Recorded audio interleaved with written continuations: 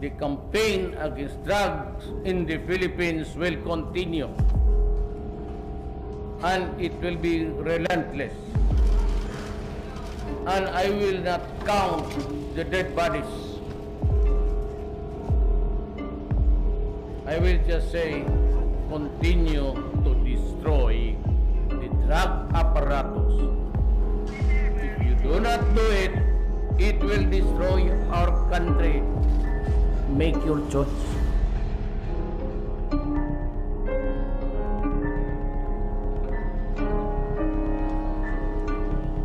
It is Monday night in the Philippines, and the small press center in the Manila Police District, the MPD, begins to fill up. These photojournalists document nightly bloodshed in a campaign that President Rodrigo Duerte says will rid the country of its drug problem.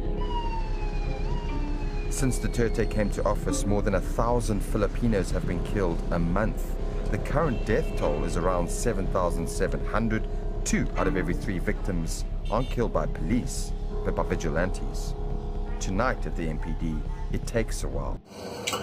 Of all the autocratic maniacs who endorsed the style of Donald Trump during the 2016 presidential campaign, I think the one who worried me the most in their admiration was Filipino President Rodrigo Duterte. And I'll tell you why it worried me at the time and why it's so alarming to watch both of these men take power in their respective nations. To process their ideas about the president's relationship to power,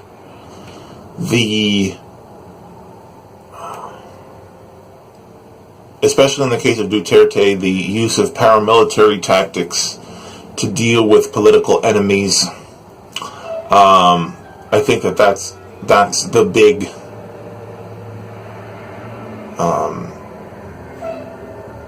similarity that you have there between Trump and Duterte, especially, is that their primary antagonist is the press.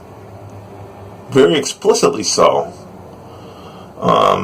You have Duterte trying to impose a so-called war on drugs in the Philippines, using death squads, and all the while using the veil of this campaign, just like Trump is trying to use anti-terrorism in the United States, because I guess the drug war is no longer popular in the United States and can no longer be used by the Republican Party to attack poor people. I'll give you a little background on that for me personally. I grew up during the Reagan era, at the peak of the drug war. I grew up in the South Bronx, in the inner city, which some people would say was ground zero for Reagan's war on drugs, at least on the East Coast, I guess. And I know what it's like when a brutal dictator empowers corrupt and biased law enforcement agencies to go above and beyond in the name of a cleansing drug war. I know what it's like when people get shot down as collateral damage, as every person on your street gets categorized as a gang member, because they fit the description. That's happening a lot in the Philippines, where, you know, for every person they actually hit that is in and is actually a gang member, either the police or the vigilante death squads, whichever death squad you're thinking of, they hit an innocent civilian, a cab driver, a delivery boy, plumber, because either they actually had a beef with that person and they're using the drug war as a pretense to get away with murder, or because they were just trigger happy and the person fit the description. When I try to come to terms with what happened here under Reagan and what's happening in the Philippines, all I can see is the trajectory of the American drug war. For these photojournalists, it's just another night on the job. But of all the killings they've documented, one stands out. It happened last July. A pedicab driver, Michael Sharon, was shot dead by assailants unknown. It immediately struck us that it was a very different image, because most of the time, even families were not allowed to go inside the police line. But the partner of Michael Sharon was able to cross the police line and refused to be controlled by the police. And we saw how she pleaded for help, and she pleaded the media for help. There wasn't really anything that we could do. I know it sounds horrible, but in fact it was a beautiful photo. The reason why it looked so good was because TV networks had reached the scene.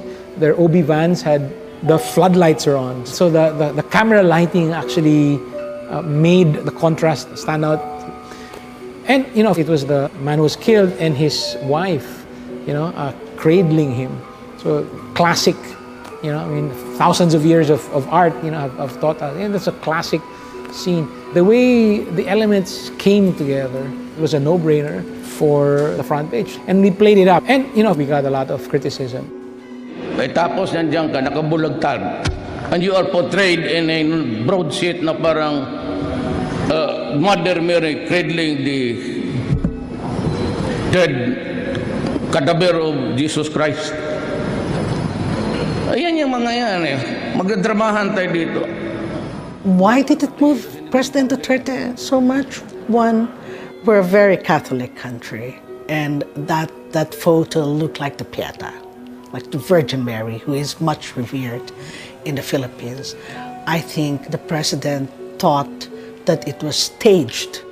The message he sent out was that photojournalists were trying to make addicts into martyrs, which is absolutely untrue.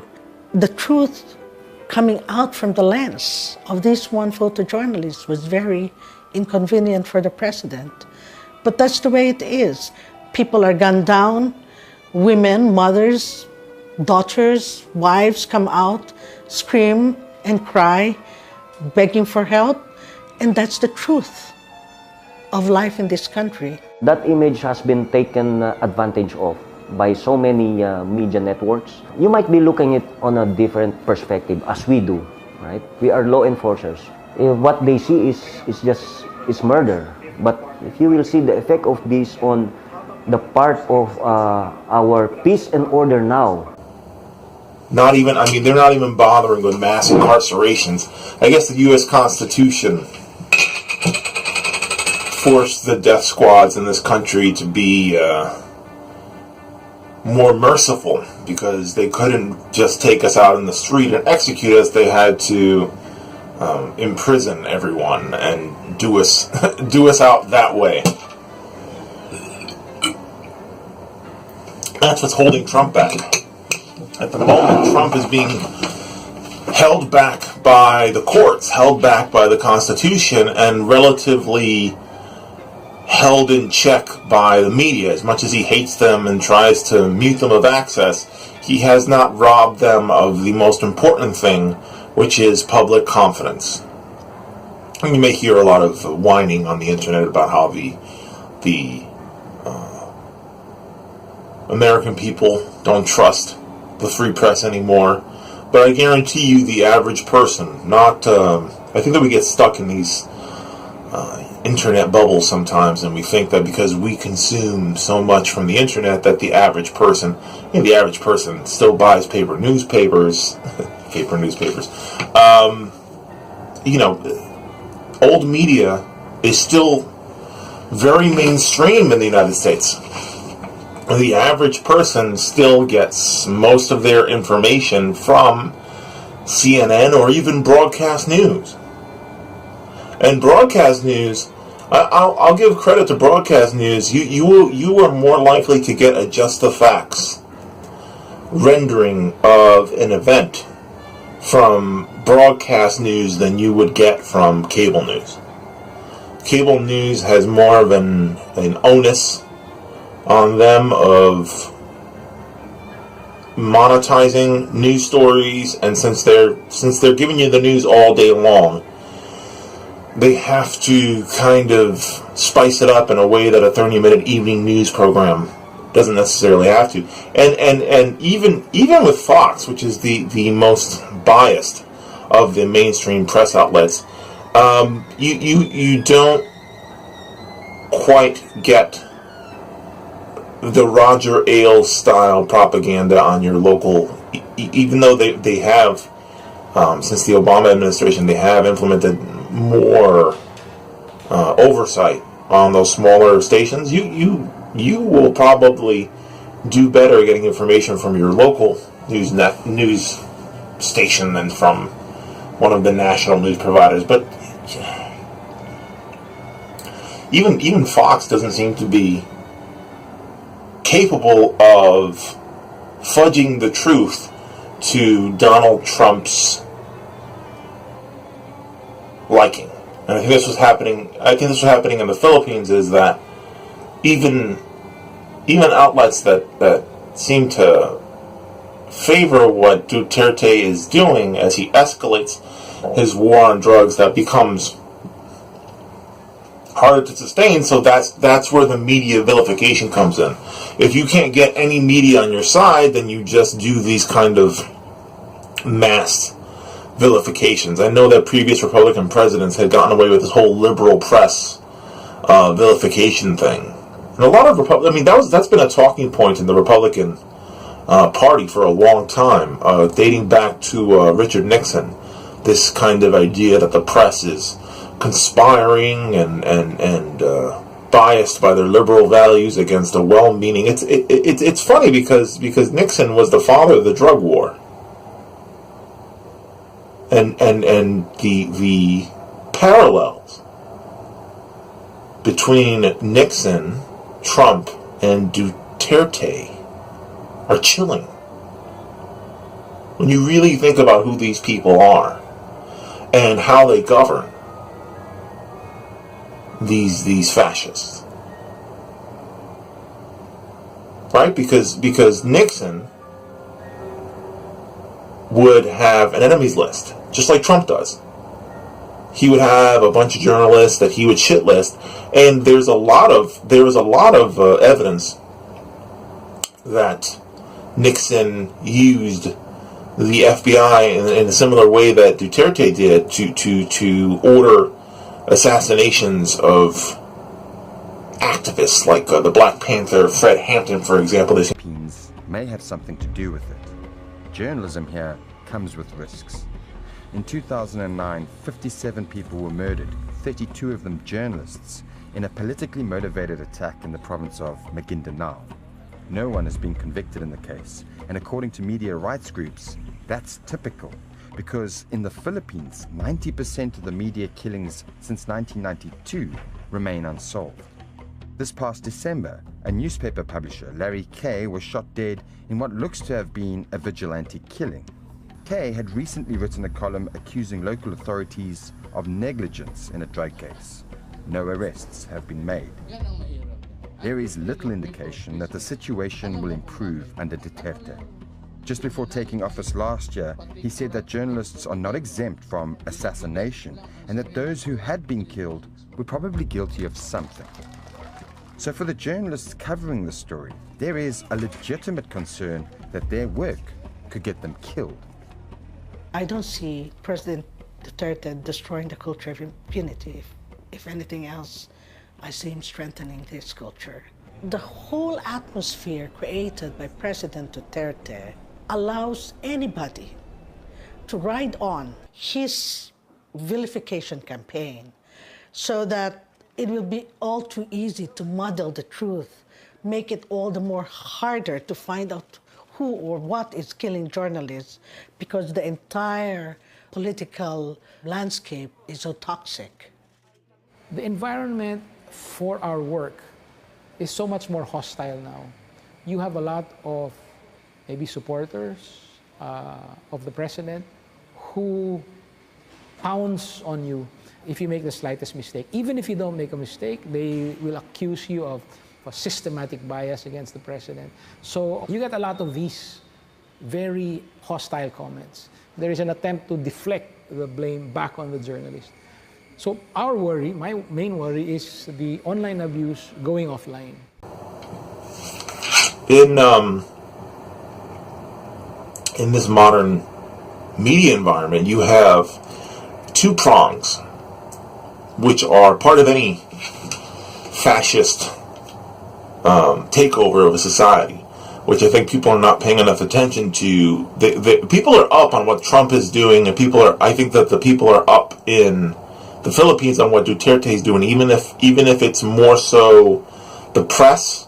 I know that Duterte has more popular support for his campaign against drugs than Trump does at the moment for his travel ban and his kind of war on Islam campaign, amongst his other many wars, his wars against Mexico and undocumented immigrants. Trump has a couple of wars going on all at once.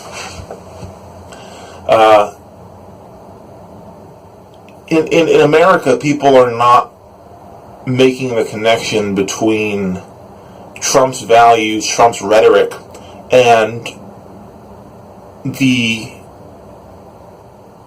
mass shootings and the anti-Islamic, anti-Semitic violence that he has inspired. Those are the vigilantes. Those are the black shirts for Trump. Is these right-wing nutjobs that go in and shoot up mosques and vandalize synagogues with swastikas. That's the street team. And Duterte's street team is basically just kind of running, since it's not ethnic cleansing. Duterte's war is a class war. Like most class wars, it's just people that are incrementally worse off being killed by people who are slightly closer to the middle class. It's not the privileged elite of the Philippines, killing these so-called drug lords, drug gangs. So, what I want for the American people is for them to be weary of any president who tries to vilify the media, however corporatized the American press is. Be weary of blanket condemnations by the executive branch of the media. You certainly have more leverage as a viewer to reform the media than you do any of the two major political parties. Don't let Trump leverage the media and the existence of media bias against you.